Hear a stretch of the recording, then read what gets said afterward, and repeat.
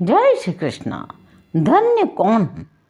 एक बार मुनियों में परस्पर इस विषय पर बड़ा विवाद हुआ कि इस समय थोड़ा सा भी पुण्य अत्यधिक फलदायक होता है और कौन उसका सुविधापूर्वक अनुष्ठान करता है। अंत में संदेह के निवारण के लिए महामुनि व्यास जी के पास गए।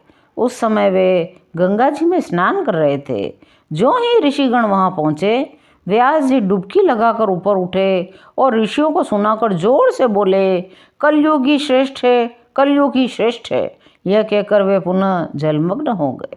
थोड़ी देर बाद जब वे जल से पुनः बाहर निकले, तब जोर से बोले, शूद्र ही श्रेष्ठ है, शूद्र ही श्रेष्ठ है। यूं कहकर उन्होंने फिर पानी में डुबकी लगा ली। इस बार जब वे जल से बाहर आए, तब जोर से बोले, स्त्रियां ही धन्य हैं, स्त्रियां ही साधु है, उनसे अधिक धन्य और कौन है।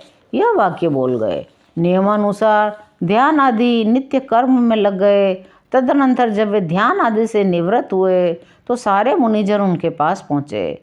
उन्होंने अभिवादन आदि के बाद शांत होकर मुनियों के शुभागमन का कारण पूछा। ऋषियों ने कहा, महामुनि, आप पहले हमें यह बताइए, आपने कहा कलयुगी श्रेष्ठ है, फिर आपने कहा शूद्र ही धन्य है, फिर आपने कहा स्त्रियां ही धन्य हैं। इनका क्या आशय है? यदि कोई आपत्ति न हो तो पहले हमें यही बताने का कष्ट करें। हमारे आने का हम लोग कारण आपसे बाद में कहेंगे। व्यास जी बोले, ऋषियों, जो फल सतयुग में 10 वर्ष तक ब्रह्मचर्य और धर्माचरण से प्राप्त होता है, वही फल त्रेता में 1 वर्ष में प्राप्त होता है, वही फल द्वापर में 1 महीने में, लेकिन कलयुग में वही फल 1 दिन में प्राप्त होता है। इसी कारण मैंने कलयुग को श्रेष्ठ कहा। जो फल सतयुग में योग करने से, त्रेता में यज्ञ करने से, द्वापर में पूजा करने से प्राप्त होता है, वही फल कलयुग में केशव का नाम संकीर्तन करने मात्र से मिल जाता है। ऋषियों, कलयुग में अत्यल्प श्रम, अत्यल्प काल में अत्यधिक पुण्य की प्राप्ति हो जाती है, इसीलिए मैंने कलयुग को श्रेष्ठ कहा। इसी प्रकार दुई जातियों को उपनयन पूर्वक ब्रह्मचर्य का व्रत पालन करते समय वेदा अध्ययन करना पड़ता है।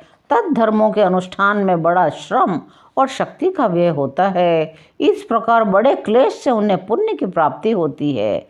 परंतु शूद्र तो केवल दूजियों को सेवा से ही प्रसन्न करके अनायास वह पुण्य प्राप्त कर लेता है। स्त्रियों को भी ये पुण्य केवल मन, वचन और कर्म से अपने पति की सेवा करने से ही उपलब्ध हो जाता है। इसलिए शूद्र ही धन्य हैं, स्त्रियां ही साधु है, इससे धन्य और कौन है, ऐसा मैंने कहा था। अब आप बताइए, आप लोग यहाँ पर किस कारण से पधारे हैं?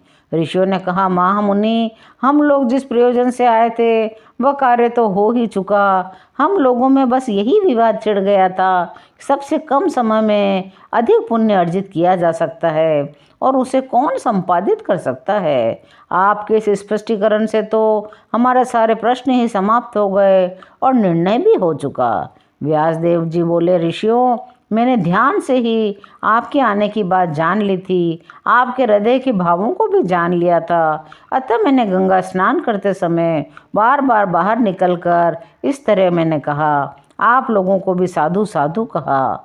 वास्तव में जिन पुरुषों ने गुण रूपी जल से अपने सारे दोष धो डाले हैं, उनके थोड़े से ही प्रयत्न से कलयुग में धर्म कार्य सिद्ध हो जाता है। शूद्र लोग जो होते हैं, वे दूजियों की सेवा करके, स्त्रियां पति की सेवा करके ही अनायास महान धर्म की सिद्धि, विशाल पुण्य राशि की प्राप्ति उन्हें हो जाती है। इस प्रकार आप लोगों को अभिष्ट वस्तु मैंने बिना पूछे ही बतला दी थी। तदनंतर उन्होंने सभी मुनियों ने व्यास जी का पूजन किया और उनकी बार बार प्रशंसा की और फिर वे सब अपने अपने स्थान को लौट गए।